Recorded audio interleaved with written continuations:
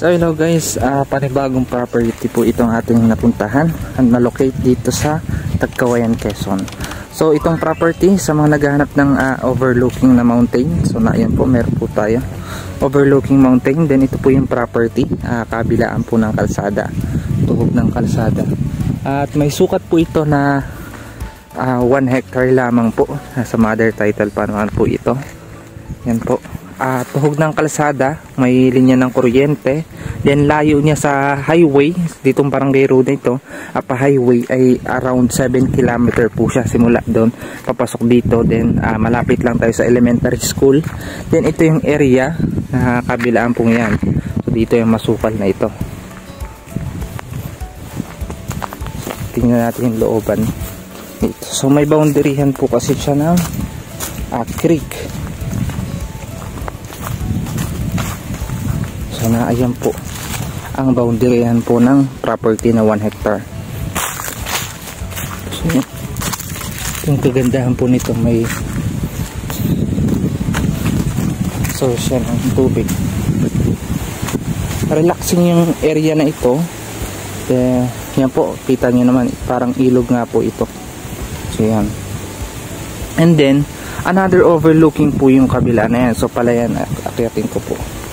Overlooking yan. So palibot po itong property ng overlooking na bundok. So ito yung ilog. Puntahan natin yung kasi nakita ko yung paligid. Very attractive yung kanyang bundok. Yung overlooking niya.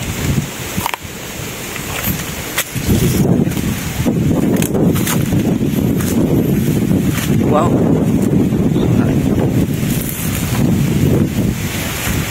Wow, ito'y palayan. So boundaryhan po yan. Wow. Ganda. Side po yan ng property. Kita nyo naman.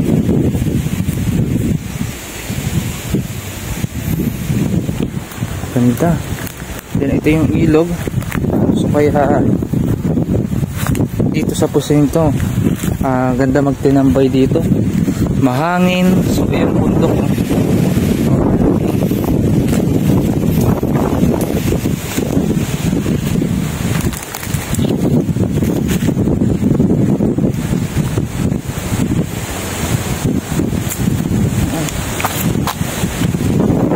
so dyan ilog ito, gilid po ito ng property.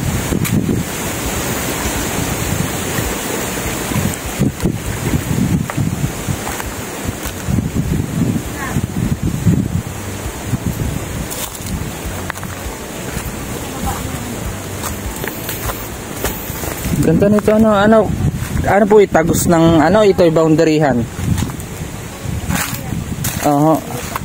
Creek po. I mean dito na ito, gilid na ito ng property. Iba na yung palayan So 1 hectare lang po ito. Along barangay road. So pagbaba nyo ng ay property na.